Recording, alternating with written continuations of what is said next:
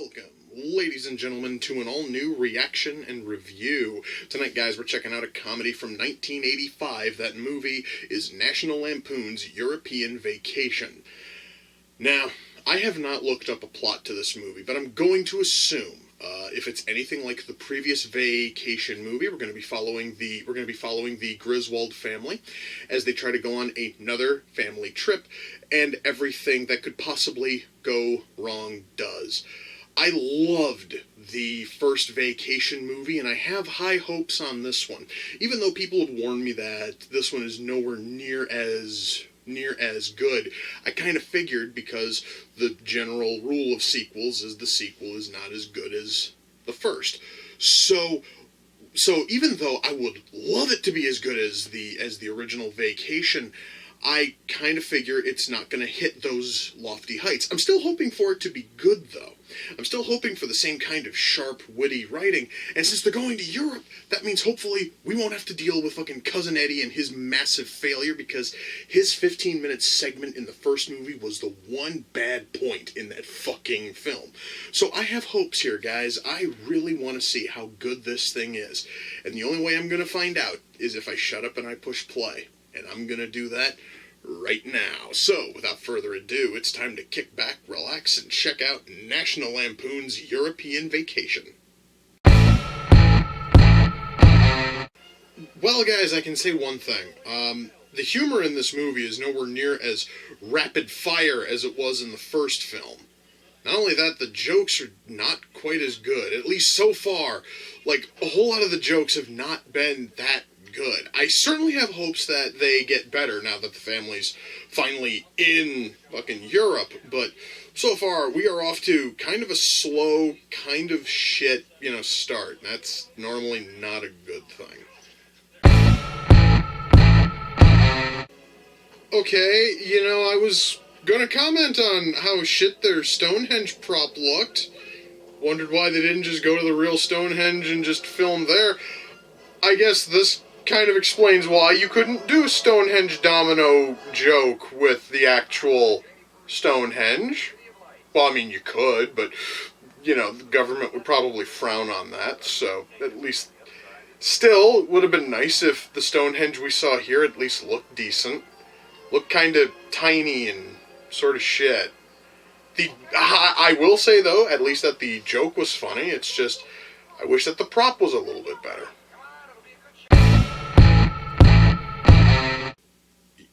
Guys, it's almost depressing, the quality drop between the first movie and this one, in terms of the humor. I totally understand sequels are almost never as good as the film that came before them, but holy shit, I can count the number of jokes in this film that have made me laugh on one goddamn hand, which is surprising, because the first film, I couldn't stop laughing, because they just kept hitting you with awesome jokes again and again and again. And here it was, Eric Idle showed up, was really funny. That's it. There's like the one memorable scene in this, well, that and the Stonehenge bit, I guess, was kind of fun. So we had those. I have not found another good joke in this entire film. It's honestly beginning to let me down. You want to know what would make this movie a lot better, guys? If our characters were better written. I'm going to say this right now. Clark and Ellen are still written incredibly well. It's Rusty and Audrey who've been written terribly. That's made worse by the fact that the guy who is playing Rusty can't fucking act. And if Audrey had even the slightest bit of personality, I might actually kind of care, because the actress playing her is normally talented. She's not putting any effort into this, god damn it.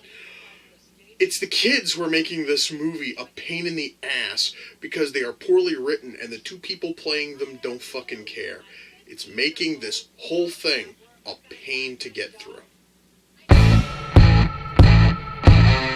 Well, guys, that was National Lampoon's European Vacation, and Jesus fucking God, that was something.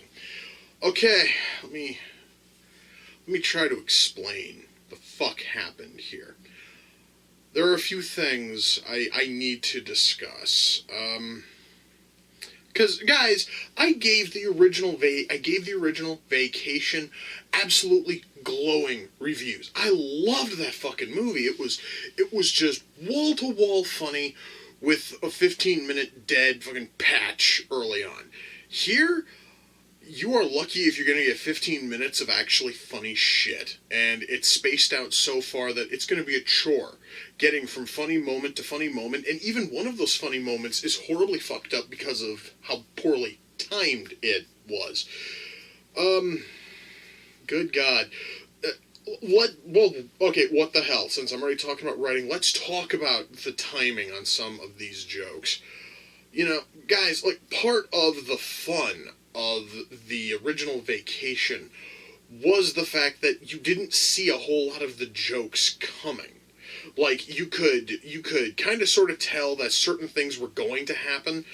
This movie telegraphs everything. You know everything that is going to happen before it happens.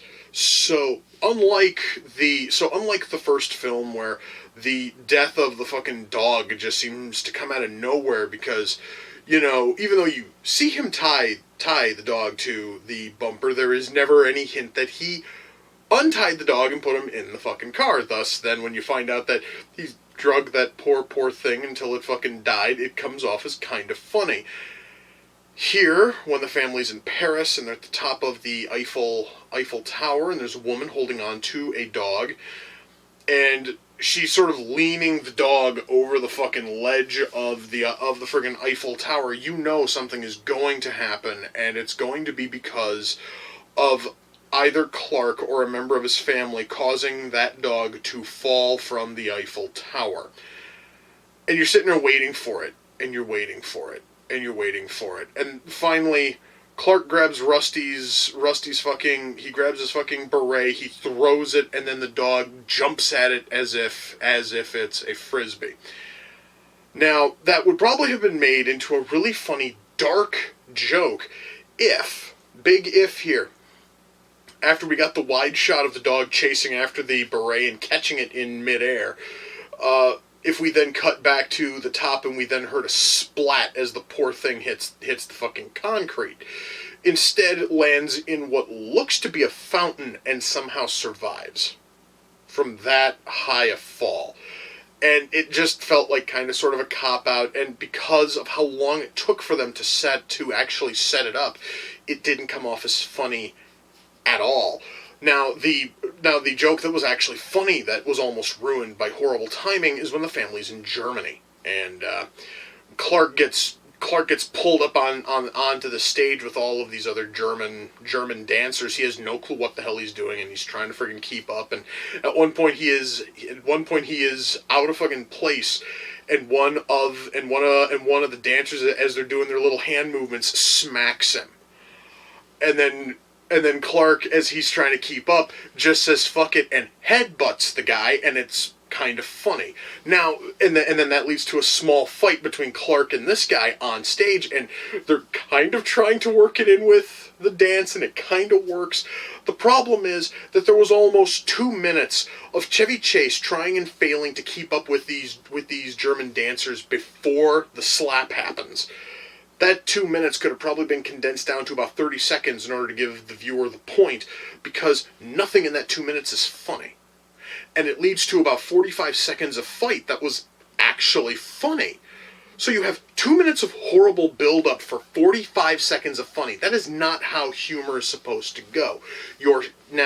Now, perhaps maybe if the punchline was better, perhaps maybe if the fight was a little bit more, maybe just a little bit more, maybe it was a bit more like bombastic, instead of Clark throws a fucking punch and then the town's bell fucking rings, and that only happens when somebody's going to get lynched, and apparently the whole town wants to lynch Clark because he got into a fight on stage.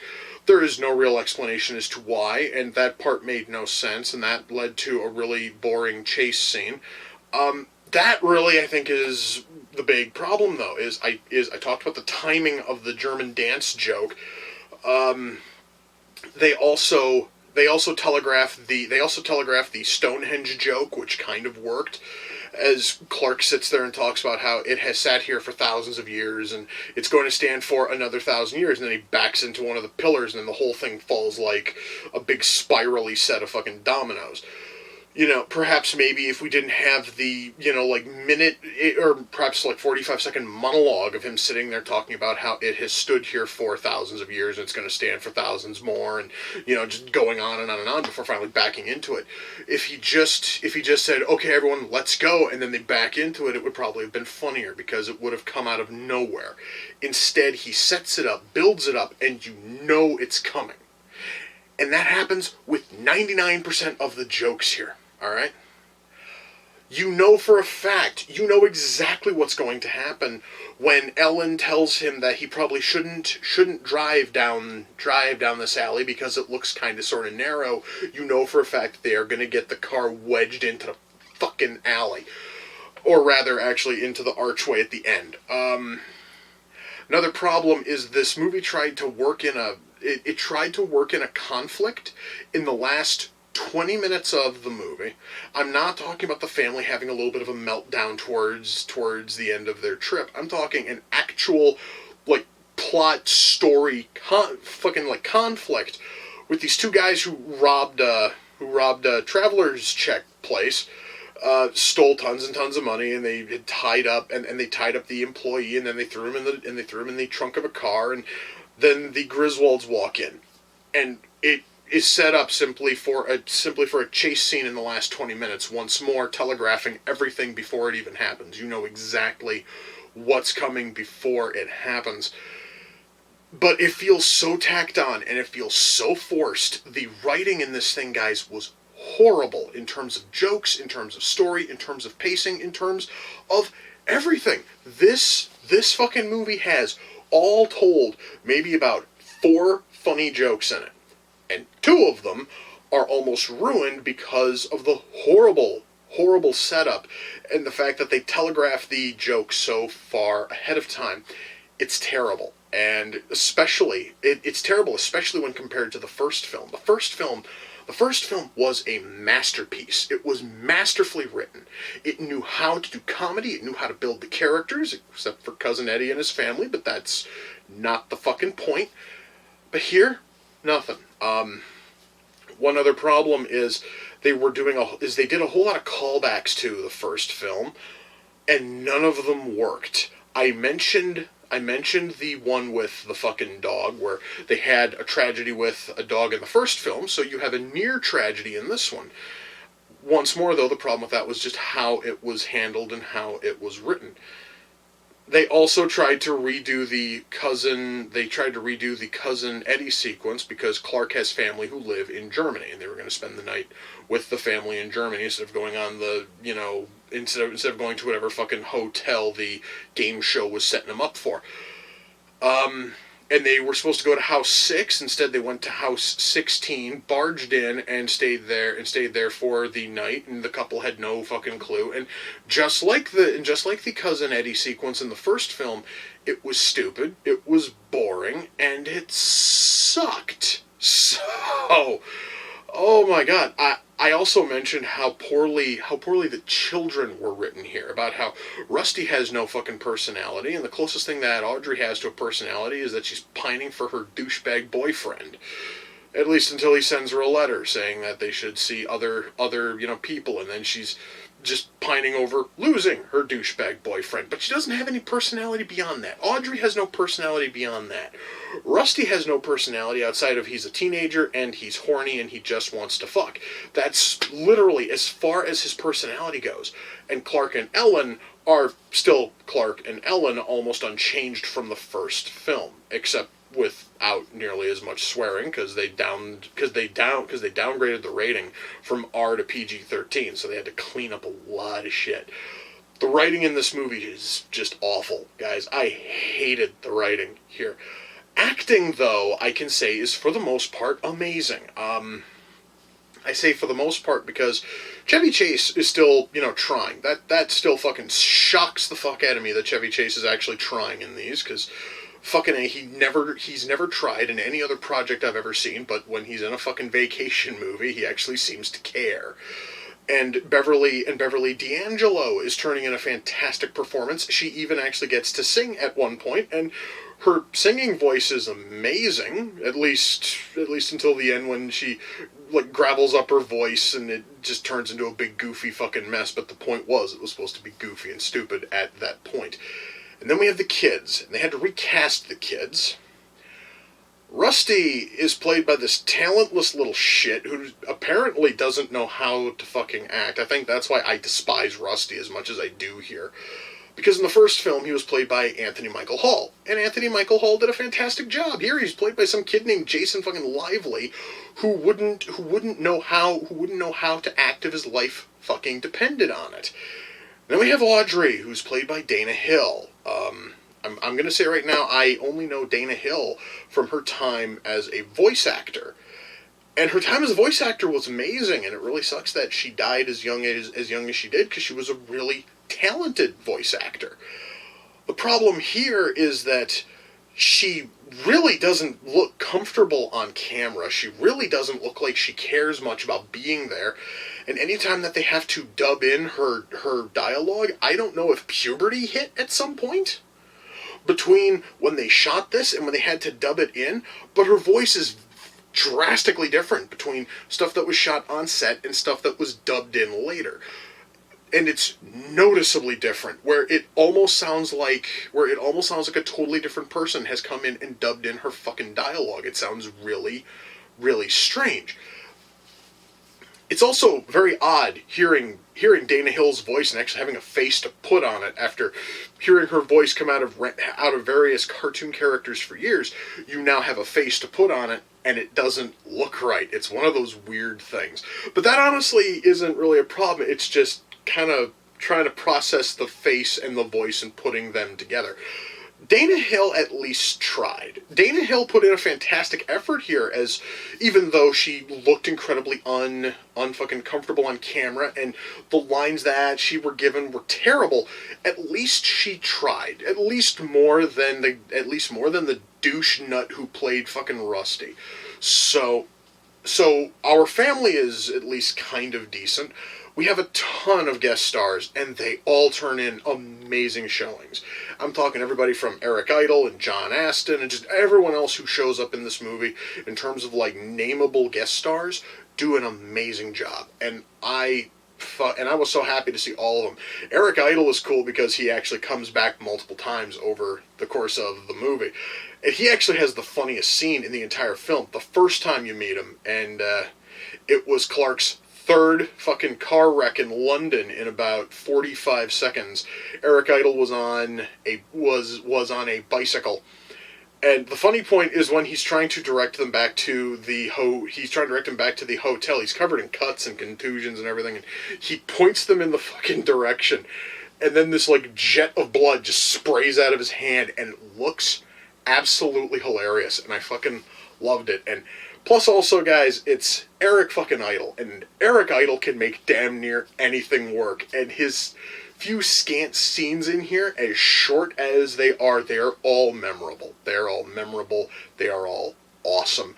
Acting here. Once more, I really just have to only mark off the guy who played fucking Rusty. He really sucked. Dana Hill, as awkward as she looked on camera, at least fucking tried, and everybody else did a really good job. So acting, I really can't bitch about too much. At least not nearly as much as I could bitch about that horrendous writing. The soundtrack here, I will say, is really good. But then again, I was kind of sort of expecting a soundtrack that was halfway decent after what was in the first film.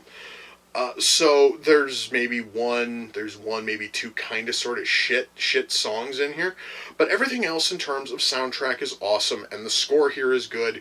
Let me think here now. Our camera work is fine. Lighting here is totally good. Dubbing in dialogue, this kind of sort of ties into sound mix. I mentioned how Dana Hill sounds completely different when she's dubbing in dialogue, for the movie. Part of that is also because they didn't bother to try to mix in that dubbed in dialogue. You can tell that it's done in a fucking studio, because there's no attempt to blend it in with any kind of background noise and make it sound natural. So when any of this dialogue comes in, all of a sudden everything that was in the background goes completely silent, and it is the kind of amateurish horse shit you would not expect from a major studio film, especially when it's a sequel to a popular film from a major studio. You do not expect that kind of slipshod, awful ADR in a fucking sequel. But sure shit, we have that here. We have that here to kind of sort of go along with the horrendous writing and the one awful actor who almost brings the whole fucking mess down. Ultimately, guys, am I able to recommend National Lampoon's European Vacation? No. Just no. I really cannot. The very fact that the movie goes about 90 minutes, there's less than 5 good jokes in the entire fucking movie, 2 of which are horribly set up with mountains of worthless padding. We have all of those problems, and then we have the weird like car chase conflict plot, which could have probably made for an entire movie all by itself, and I will talk about that in just a moment. I actually kind of have a theory about that. Well, not a theory, but just kind of a thought. And they tried to shoehorn that into the last, 20 fucking minutes, and it felt really forced. And just all of that leads to a movie that is just not that good. You can totally watch the first one. I've heard positive things about the third Vacation movie, which I'll be doing next week. But as of right now, this thing was terrible. And the only reason why it's staying in my Blu-ray collection is because it came in a box set with the other 3 vacation films, at least the other 3 proper vacation films. So, under almost all circumstances, I cannot recommend this thing. It fucking sucks, okay? It's terrible. Now, I was talking about that plot, about the whole, plot in Rome, and how it felt so shoehorned in the last 20 minutes. My thought is, they could have turned that into an entire vast, sweeping movie-long plot, where the criminals first steal something in London, and they somehow slip it to the fucking Griswolds, using essentially the same way that they did here. Our travelers' fucking checks are gone, we need some money, so you slip them a shitload extra, make them look kind of sort of guilty. And then, throughout the whole movie, as the fucking Griswolds are doing all their shit in Europe, the thieves could also be bumbling and stumbling and fucking up, attempting to get the money back, thus leading to the car chase in fucking Rome at the end. It would actually have given the car chase a lot more weight. It would have had all of that mean so much more. But instead, the filmmakers wanted to cram all of that into the last 20 fucking minutes, and it felt forced, it felt rushed, and it felt like shit. You know what, guys? I am done talking about this fucking movie. This thing was awful. And God help me, I hope that the next one is better. But since the next one is probably the most popular out of the entire Vacation franchise, my hopes are really high there. But I will not watch that one until next week. I've got one other movie to do before I get there. I'm hoping for that one to also be decent, because god damn it, this thing fucking sucked. I'm just going to go and chill. I'm going to try to wash the thought of this horrendous movie out of my fucking mind, because I just need to. So, with that, my friends, we come to the close of another reaction and review. Until next time, ladies and gentlemen, take care, and I will see you all in the near future. Peace.